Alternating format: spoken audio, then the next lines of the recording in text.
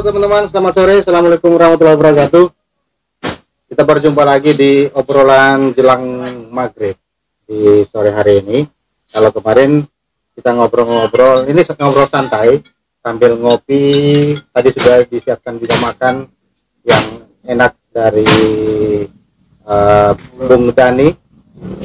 Nah, sore ini kita akan berbincang-bincang. Temanya agak santai, tapi tema kita agak berat. Hari ini hadir Ketua Aji Palu, Bung Iqbal, ada juga Bung Patarudin, nanti ada Ketua PFI Palu, Bung Roni. Kita ngobrol-ngobrol seputar ada lagi wartawan yang meninggal, yang mati.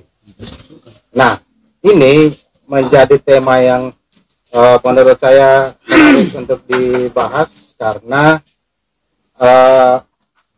wartawan itu memang profesi yang rentan dengan tindak kekerasan. Nah, sementara banyak perusahaan media yang juga tidak membekali wartawannya dengan tingkat keselamatan yang baik. Misalnya ada wartawan yang dibekali dengan BPJS Kesehatan atau wartawan yang tidak dibekali dengan bekal-bekal keselamatan saat liputan. Nanti kita akan bicara ini soal profesi wartawan yang rentan terhadap tindak kekerasan. Bung Roni, silakan masuk. Kita ngobrol santai, Bung Roni. Ya, Kakak Roni. Ada Roni Sandi, ada Ketua Aji berenang, Iqbal, dan juga bawa anak buah. Ini baru berenang. Ini akhir pekan, jadi banyak teman-teman yang menikmati akhir pekan, Ya, liburan. akhir pekan, bukan liburan. Karena wartawan tidak pernah libur. Karena kita tidak biasanya sedang berenang, ada informasi kita langsung on the spot ke lokasi. Nah, ada Bung Sugi di sana, ada Bung Anil, ada Bung Dani dan kawan-kawan yang di belakang layar. Oke, kita ngobrol santai saja. Bung Dani, sudah ada kopi atau belum? Nanti disiapkan kopi oleh Sugi. Ada problem, Sugi? Tidak ada. Oh, luar biasa, Pak. Lambai orang bergabung ya. Iya. Jadi teman-teman, sekedar background, dalam 2 pekan ini dunia jurnalistik itu bukan berduka, tetapi kita agak sedikit sedih karena ada beberapa hal yang terjadi terkait profesi. Misalnya ada kawan editor Metro TV di Jakarta yang meninggal yang diduga karena dibunuh. Ada juga wartawan di Kalimantan yang dipenjara karena beritanya. Begitu ya, Bung Palu. Serta yang terakhir baru beberapa hari yang lalu adalah wartawan kabardaerah.com dan sulawesi.on.com itu di Sulawesi Barat juga meninggal dan diduga itu karena dianiaya. Ini memiriskan hati karena kita tahu profesi ini profesi yang mulia. Kita dianggap sebagai the messenger, sebagai pembawa pesan, karena banyak suara-suara yang tidak terdengar itu kita antarkan untuk didengarkan oleh orang lain. Kita dengar dulu mungkin ini sama Bung Iqbal, Ketua Aji. Bung Iqbal, kalau Aji sudah merilis barangkali kasus-kasus kekerasan terhadap jurnalis di bulan ini?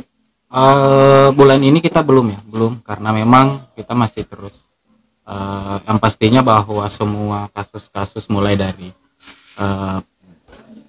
editor Metro TV, terus kemudian Diananta yang di wartawan Banjar Hits. Yang di hukum penjara 3,5 bulan kalau tidak salah, dan terakhir ini kasus Demas Laira. Demas Laira itu semua dalam amatan kita ya secara umum. Jadi terbaik. Saya pikir bukan cuma Aji sih, teman-teman semua organisasi, bahkan PWI, PFI, JTI dan AMSI, SMSI juga mengamati, terus mendalami kasus ini. Apakah ini ada sangkut pautnya dengan kerja-kerja almarhum, ataukah misalnya ini adalah urusan pribadi. Tapi satu hal yang kita catat bahwa kejadian itu menurut info sementara terjadi ketika dia pulang dari dari liputan, pulang dari liputan. Dan ya terlepas bahwa apakah ini karena profesi dia atau bukan, yang pastinya tentunya kita semua sebagai warga negara tentu harus menuntut ketika ada tindakan kriminal ya, apalagi sampai menghilangkan nyawa seseorang. Di internal AJI sendiri juga ini dibahas tentang kasus ini, dan sementara ditelusuri apa sih sebenarnya motif kejadian itu, karena buat saya pribadi ini adalah tindakan yang sangat keji. Ya. Nah, ya. Kalau yang informasi terakhir kan yang dari penyidik kepolisian, Metro TV, editor Metro TV itu disebut bunuh diri katanya. Bunuh diri. Hasil PV sudah mendapat informasi itu dari pihak kepolisian. Kalau kita kan kemarin juga sempat bahas soal ini karena beritanya itu disampaikan penyampaian dari Humas. Kita sempat nonton beritanya karena katanya diduga mereka menduga tidak ada kekerasan yang dilakukan oleh orang lain. Mungkin jadi kesimpulan awalnya itu kan hasil inafis juga, bunuh diri itu kan, tapi keluarga belakangan tidak percaya itu. Jadi mereka meminta mungkin itu dianut kembali, dilakukan penyelidikan kembali. Kalau saya sebenarnya kasus apakah dia bunuh diri atau tidak, saya pikir itu debatable tanpa mencoba untuk mengintervensi kerja-kerja pihak kepolisian ya, bahwa ada CCTV ketika misalnya almarhum berbelanja membuat pisau dan segala macam. Ya, tapi kalau berbicara, kita berpendapat pribadi ya, kita berpendapat pribadi. Dalam laporan kepolisian itu ada 3 tikaman ya, ada 3 tikaman. Nah persoalan, kalau saya tentunya bertanya-tanya, sejauh mana sih sebenarnya manusia mampu menahan ambang batas sakit gitu. Rasa sakit. Orang bunuh diri kan tidak mungkin ulang-ulang dia menusuk dirinya terus kemudian ditusuk lagi. Ya buat saya itu masih tanda tanya lah. Mas, dari sisi manusiawi atau tidak, manusia mungkin bisa menahan rasa sakit itu di luka kecil saja. Ya, benar. Ya. Di luka kecil saja itu kita tidak mungkin melakukan goresan kedua jika tangan kita tergores. Nah, Bung Patar ini kan kita tahu pernah meliput di kantor polisi di Makassar. Bung Patar dikenal itu sebagai wartawan kriminal yang nongkrongnya 1x24 jam itu di Polres Makassar. Ya, mungkin dari sisi keselamatan jurnalis, kemudian seperti apa amannya ketika wartawan itu meliput di lapangan, utamanya yang bersentuhan dengan maut, itu mungkin bisa Pak Patar share kepada teman-teman. Pak Patar. Sebenarnya untuk keselamatan ini ya sama saya semua dimanapun kita berada. Saya kira yang pertama ya harus kita pintar-pintar dulu meneliti kita. Terus mungkin harus ada teman. Biasakan jangan meliput sendiri. Jangan sendirian. Ya. Kopi boleh. Kita kan ada partner lah supaya gelasnya. Ketika ada langsung ke mulut yang tiba-tiba ya paling tidak ada kawan yang bisa meloloskan diri dan itu bisa memberikan kabar. Nah, melihat setelah saya baca berita yang Sulbar itu, kawan Sulbar yang meninggal karena dugaan jadinya, karena di sini dilaporkan 17 tusukan. Ini kan luar biasa ini. Sadis sekarang. Artinya kalau melihat jumlah tusukan sampai 17, ya orang itu ya sudah gelap mata. Ada dendam, bisa jadi sudah kesumat. Kesumat. Ini yang kita tidak ingin sebenarnya. Kalaupun mungkin karena dia ada kesalahan karena dalam tulisan kan ada jalur-jalurnya. Sudah ada jalur. Harusnya kan misalnya tidak harus diselesaikan dengan cara-cara. Iya, kata-kata harus dibahas dengan kata-kata, tulisan dibahas dengan tulisan, tidak dengan kekerasan. Gitu. Ya, kalau saya sangat prihatin ya dengan adanya peristiwa Sulbar itu. Nah, ini jadi catatan, jadi bekal juga untuk bapak-bapak, ibu-ibu yang mungkin secara langsung bersentuhan dengan teman-teman media, teman-teman pers di lapangan atau di kantor, yang bisa jadi belum ada pengetahuan soal pengetahuan soal mari ngopi. Sambil dijawab. Kita balik Oh, di ini. sejenak. Nah, Ya. biasanya kan warnanya kan warnanya. Digosok. Nanti muncul apa ini kalau digosok Ini ini? asli. Digosok keluar sugi. Keluar kopi. Wah. Oke, boleh. Ya, terlalu banyak. Ini kan- Tadi banyak kopi saya minum, tidak bisa tidur lagi malam ini. Sementara tuan rumahnya ini lagi tajir, kopinya kental. Ini apa ini? Apa ini? Oh, gula. Saya kira minum kopi dengan es krim. Saya kira tadi itu cet. Mantap. Itu suruh panas. Ternyata ini adalah gula yang menyamar. Jadi ini sebetulnya saya pikir endorse. Iya. Kalau kita di endorse sama es krim, ternyata isinya Gula. gula menyamar jadi es Kalau krim. itu nggak bisa lama di sini. Harus tidak bisa lama harus di meja ini. Harus diputar begini dia. Nah ya, kita melanjutkan tadi itu. Jadi bisa jadi untuk Bapak Ibu sekalian, kawan-kawan yang mungkin sehari-hari bersentuhan langsung dengan teman-teman jurnalis di lapangan. Nah, masih minim soal pengetahuan bagaimana misalnya menjawab ketika ada berita-berita yang menyudutkan, yang mengkritik, atau bisa jadi berita yang tidak sesuai dengan selera dia. Ya. Yang dilakukan mungkin bukan kekerasan, tapi ada hal-hal yang elegan yang bisa dilakukan. Misalnya ketika merasa tersudutkan dengan berita atau merasa berita itu tidak berimbang, tidak sesuai fakta dan sebagainya, ya lakukan Dikoreksi lah ya. koreksi, hak jawab, Ada jalurnya. hak jawab. Aduh, ini jatuh ikan. Hah? Saya kira ikan. Di bawah saja, di bawah. Ini podcast atau mukbang ini? Terlalu banyak makanannya. Kalian. Oke, itu untuk teman-teman di luar. Nah, Iqbal, Aji, kita tahu hampir setiap saat itu melakukan edukasi ya, atau pelatihan, kampanye dan sebagainya perihal keselamatan jurnalis, perihal kesejahteraan wartawan. Bahkan juga Aji seingat saya pernah melakukan kampanye bagaimana agar narasumber itu bisa nyaman Benar. memberikan kampanye atau menerima informasi. Sampai sekarang kalau Aji sudah berapa kali? Ya, kalau kita buat acara maksudnya untuk kegiatannya ya, itu baru berapa kali sih.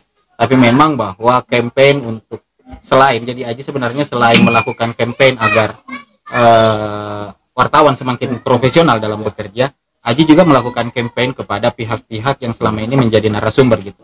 Jadi ya karena yang terjadi adalah masih sangat banyak narasumber yang tidak paham gitu. Apa sih sebenarnya yang harus dia lakukan gitu, termasuk yang diatur di undang-undang pers misalnya, apa sih sebenarnya hak-hak narasumber gitu. Hak embargo, hak jawab, klarifikasi dan segala macamnya. Nah, itu yang tidak tersosialisasi dengan baik di masyarakat. Makanya kemudian adalah yang terjadi ketika ada masyarakat atau pihak-pihak, anggaplah misalnya institusi keamanan negara, terus kemudian pihak pemerintah yang tidak nyaman dengan kerja-kerja jurnalis, yang dilakukan adalah hal-hal yang di luar nalar lah, tindakan kekerasan, doxing dan segala macamnya, bullying, itu yang dilakukan gitu. Karena ya ini juga sebenarnya ya kalau kita mau jujur sih, ini juga adalah kerja-kerja kita semua sebenarnya sebagai jurnalis gitu. Jadi karena mereka tidak tahu jalur apa yang harus dilakukan, akhirnya kemudian muncullah tindakan-tindakan yang tidak terpuji itu gitu. Ya. Kalau di era keterbukaan informasi ini, yang paling sering dialami oleh jurnalis bukan hanya masalah kekerasan fisik, tetapi juga doxing seperti disebutkan Balo tadi. PFI juga pernah merasakan itu ya. Teman-teman di PFI sudah pernah merasakan itu. Sejauh ini apakah para organisasi ini, AJI, PFI, PWI, AMSI dan sebagainya, IJTI dan sebagainya itu sudah melakukan kampanye pada masyarakat bagaimana menyelesaikan sengketa. Ya, kita tahu biasanya orang tidak senang terhadap penulisnya, dia cari profilnya, dia sebar ke media sosial, yang terjadi justru penghakiman terhadap jurnalis itu. PFI seperti apa melakukan mengawal ini? Kalau kami sih sebenarnya sama teman-teman aja sudah ya kemarin. Kami punya kasus kemarin itu sebenarnya dengan teman aparat. Sebenarnya kesalahan kecil sih sebenarnya. Karena teman kami mengambil foto kebakaran waktu itu, Kemudian imbasnya adalah alat kerja teman kita itu diambil, handphonenya. Kemudian akhirnya kita bertemu 3 organisasi, AJI, IJTI dan PF itu. Kita bertemu dengan pimpinan aparat. Jadi sebenarnya kalau menurut saya orang di bawahnya itu tidak sampai, tapi pimpinannya itu paham. Makanya ketika ada kejadian-kejadian begini biasa para penggembira itu yang berbahaya. Betul. Selalu terjadi miss di lapangan gitu. Dia yang terlalu berapi-api. Iya. Jadi kejadian itu jarang kita bersentuhan dengan top leadernya, misalnya pimpinan itu. Biasa penggembira di bawahnya ini, misalnya kalau dia seorang Bintara. pejabat atau dia seorang tokoh apa begitu, orang-orang di bawahnya ini yang greget. Kan ada kasus kawan kita dulu toh, yang dikritik pimpinannya, Yang bereaksi yang bereaksi di bawah. bawah, Yang panas. panas yang di bawah. Akhirnya begitu ini berproses hukum, pimpinannya yang pusing. Pimpinannya yang terpaksa harus menahan malu dan minta maaf. Ini semua yang Iya. terjadi sebenarnya. Jadi sosialisasi itu sebenarnya juga perlu kalau menurut saya dari pimpinan itu ke bawah. Jadi dari kita menyampaikan ke pimpinan bahwa misalnya ada MOU antara ini dan ini, itu harus turun ke bawah sehingga yang orang bilang yang penggembira di bawah ini ya harusnya juga lebih paham. Nah, kita kembali ke kasus hukum yang dialami oleh salah seorang wartawan di Kalimantan. Siap. Namanya siapa lupa ya? Diananta Diananta dari Banjar Hits. banjarhits.com. Nah, kalau kita sedikit mengkritik soal media, Bung Iqbal, kasus Banjar Hits ini terjadi karena media besarnya tempat Banjar Hits bernaung itu ternyata melepas tangan terhadap Banjar Hits. Persoalan baru ini. Yang jadi korban justru wartawannya. Dia pemimpin redaksi di Banjar Hits. Kita tahu Banjar Hits ini dia istilahnya bersindikasi ya. Iya, Bersindikasi dengan media besar. Iya. Kemudian di dalam salah satu klausul kontrak ternyata tanggung jawab soal isi Redaksional. konten dari Iya. redaksi itu ternyata dilepas oleh media besar itu. Iya. Aji sudah melihat itu ya, Bung Iya. Iqbal? Ya, kita mengikuti kasus ini. Aja mengikuti kasus ini bahkan karena memang ini jadi perhatian banyak orang ya. Karena jadi bukan cuma Aja, bahkan IFJ terus kemudian Komite Keselamatan Jurnalis juga mengamati ini. Dan memang ini agak menjadi sebuah bahan diskusi baru gitu. Jadi ketika terjadi sindikasi antara media lokal dengan media nasional, terus kemudian ternyata ada klausul-klausul dalam perjanjiannya yang sangat merugikan media-media daerah gitu. Nah, tentunya ini menjadi bahan diskusi baru. Kasus Banjar Hits ini adalah saya pikir selain menjadi diskusi baru, bahwa media lokal juga harus benar-benar berhati-hati gitu, tidak sekedar tergiur dengan media besar, tawaran-tawaran dari media besar kemudian untuk bersindikasi, tapi nyatanya hanya akan merugikan kita gitu. Ketika ada persoalan hukum, malah jadi lepas Iya, tangan. akhirnya lepas tangan. Padahal Dua kali korban. Dewan Pers itu sudah mengeluarkan putusan bahwa yang harus bertanggung jawab Adalah terhadap media konten besar itu. adalah media Media besar, di atas media yang yang mempublikasi. media Cuma mempublikasi ada gitu. Sementara klausul itu, Banjar Hits iya, itu, lepas dia. Banjar Hits ternyata dia bukan subdomain Bukan, seperti Tribun. bukan. Dia ternyata dia cuma user. hanya user, ya. Dia cuma user. Itu berbahaya, Itu itu memang berbahaya. sangat riskan ya, sangat. jebakan Batman. Ya, tapi terlepas dari itu sebenarnya kalau saya yang sangat saya sayangkan adalah kasus ini kita takutkan bahwa ini akan menjadi jurisprudensi baru di Ya. dunia pengadilan gitu. Hati-hati. Pengadilan sudah punya contoh. Sudah punya contoh. Jadi begitu ada kasus berikutnya terus kemudian ya pengadilan akan menggunakan jurisprudensi itu untuk menjerat kita. Jadi sebenarnya kondisi ini membuat media dan teman-teman itu harus semakin lebih berhati-hati gitu. Selain kita melawan bahwa sebenarnya apa yang dilakukan itu sangat tidak bagus, tentunya kita juga harus semakin berhati-hati gitu. Karena ya itu dia tadi bahwa ancaman sekarang sudah ada di sekitar kita gitu, sudah Nah, mengelilingi kita. di pasal-pasal sendiri ada beberapa pasal karet yang siap menunggu kita Jebakan jurnalis. Batman. Iya, itu bisa Jebakan ditarik Batman. ke sana kemari untuk menjerat Betul, kita. ya. Tambah lagi undang-undang ITE yang kalau kita salah melangkah ya dijerat menggunakan itu. Pak Patar kan juga pernah merasakan ketika aparat di lapangan itu ya seperti cerita Bung Roni tadi itu mengintimidasi wartawan lain untuk meliput. Ternyata itu karena miskomunikasi, karena ketidakpahaman. Itu terlepas dari kasus tadi yang banyak di sini, kita ke kasus lain. Patar kan zaman beliau masih di Indosiar, yang disebut Patarudin itu adalah Patar on the spot. Iya. Tapi bukan on the spot trans setuju ya? Maksud saya on the spot itu paling cepat di lapangan. Wartawan TKP itu hanya satu di Sulawesi Tengah waktu itu adalah Patarudin, dan ternyata itu memang mengandung resiko, tetapi justru Pak Patar bisa memfilter resiko-resiko itu sehingga dia bisa bersahabat dengan jajaran bawah sampai jajaran top leader di kepolisian. Pak Patar bagi-bagi tips dulu.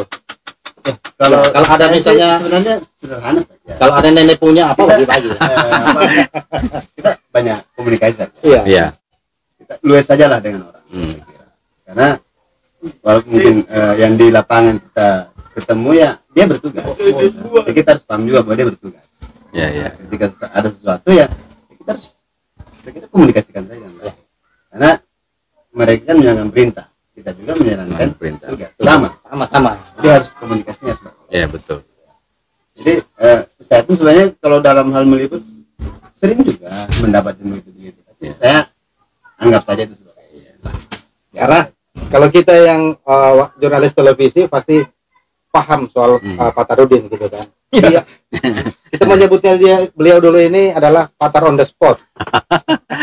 1x24 jam di tempat tiket tempatnya. Saya kira ke depan ini sebenarnya semakin besar tantangan kita. Betul. Nah, menghadapi pilkada serentak. Betul. Nah ini jauh lebih berat tantangannya sebenarnya. Ini ada kaitan juga dengan itu soal wartawan perlu dibekali dengan uji kompetensi. Ya, uji kompetensi itu ternyata penting karena di hampir beberapa instansi di Sulawesi Tengah sekarang sudah mulai mengerti soal itu. Bisa jadi ini mungkin ada surat edaran dari pusat atau seperti apa. Ini juga meminimalisir profesi ini disalahgunakan oleh pihak-pihak yang tidak bertanggung jawab. Setuju. Kalau Aji, apakah sudah berapa kali melakukan UKJ di beberapa tahun ini? Kalau Aji kita baru 2 kali ya. Kita baru 2 kali melakukan UKJ. Yang paling sering PWI ya. Paling sering PWI. PWI paling aktif. Dia utama di PWI. PWI paling aktif dalam. Ini bisa jadi karena AMSI, SMSI, IJTI, AJI sama PFI sudah menjadi konstituen dari Dewan Pers. Bisa jadi ke depan untuk melakukan uji kompetensi masing-masing wartawan atau UKJ bisa melalui media-media organisasi-organisasi itu ya. Nah ini juga penting. Kenapa tadi saya menyebut soal uji kompetensi. Nah, selain uji kompetensi, Dewan Pers kan sudah membekali media-media itu dengan pemimpin redaksi yang harus tidak pakai minimal ya, harus uji kompetensinya utama. Benar. Nah, itu kenapa harus utama? Ron dulu, Ron. Ya kan memang aturan Dewan Pers seperti itu kan. Jadi kalau tidak utama tidak bisa jadi pimpinan redaksi. Apa karena memang kan sudah utama juga? Sudah. Apa karena memang waktu ikut uji kompetensi utama itu justru pengetahuan redaksi yang redaksional yang kita dapat saat uji kompetensi itu juga yang harus diterapkan di redaksi. Iya, saya kira kalau mengikuti aturan yang sudah ada, apa yang diujikan pada kelas utama itu sebenarnya itu sudah layak untuk seseorang bisa menduduki jabatan pimpinan redaksi. Ya lumayan mumet lah begitu. Maksudnya hari-hari kita kerja hal itu karena sudah diuji, ya gugup juga lah maksudnya.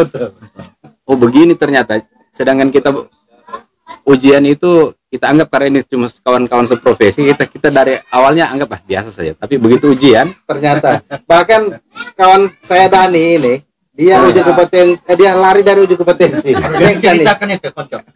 Malu lah. Dia tinggalkan uji kompetensi karena katanya ini otaknya tidak sanggup. Menjelang penghujung siaran malah tambah seru ini. Iya. Kita masih punya waktu sekitar 3 menit sebelum jam 6. Karena ini obrolan jelang maghrib, tentu berarti ini hidangan buka puasa. Ini Oke. masih punya waktu sekitar 2 menit. Kopi kami ini bercerita terus. Ya, sudah Sambil. Oke, Sudah mau habis nih, malah mau Ya. nongkrong. Ya.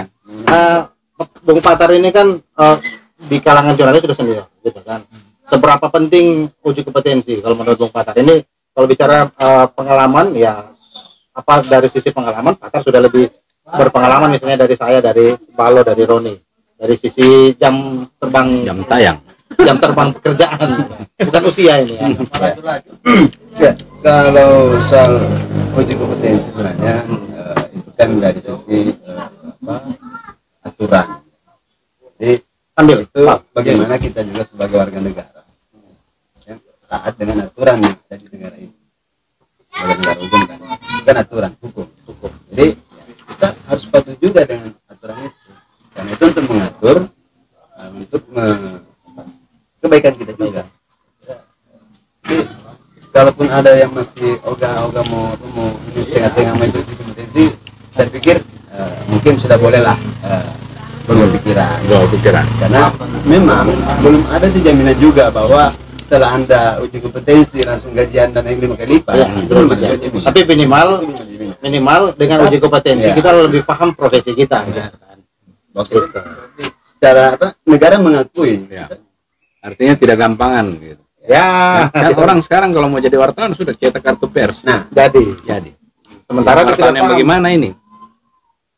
Orang saja naik motor harus ada SIM. Harus ada SIM. Profesi kita ini masa tidak harus.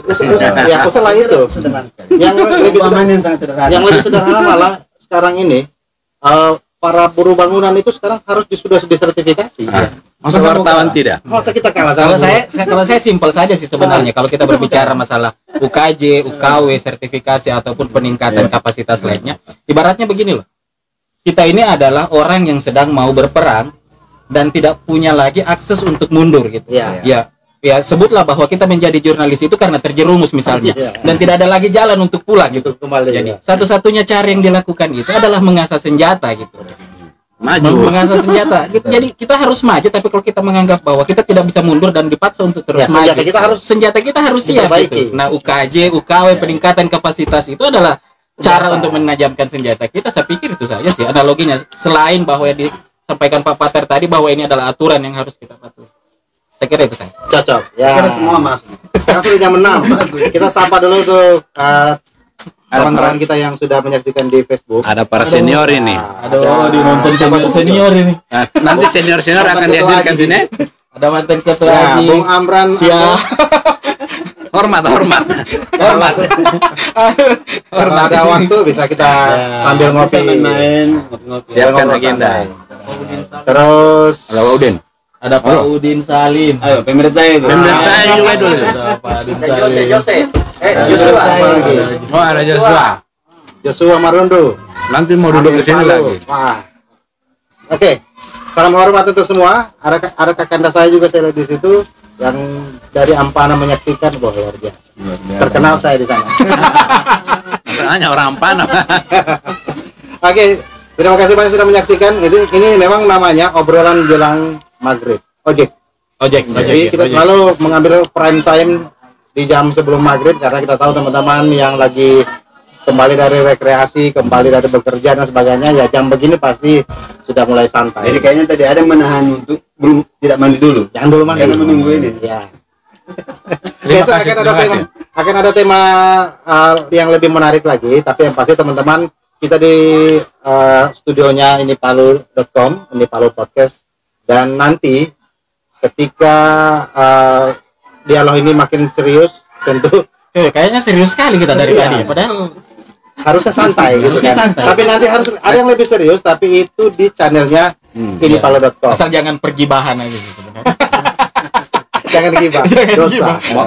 Maunya santai tapi yang pembahasannya serius. Temanya serius, temanya berat. Ya. Jadi Kalau harus serius. berbicara soal nasib jurnalis memang kita harus selalu serius.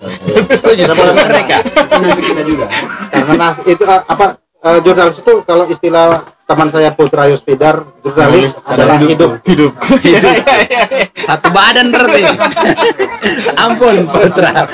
Oke, terima kasih Bung Tani dan Ibu Sugi dan sebagainya dan kawan-kawan Anil yang sudah menyiapkan Tahu isi, tahu isi, pisang molen, kopi, ada Henley dari Beritamoru.com.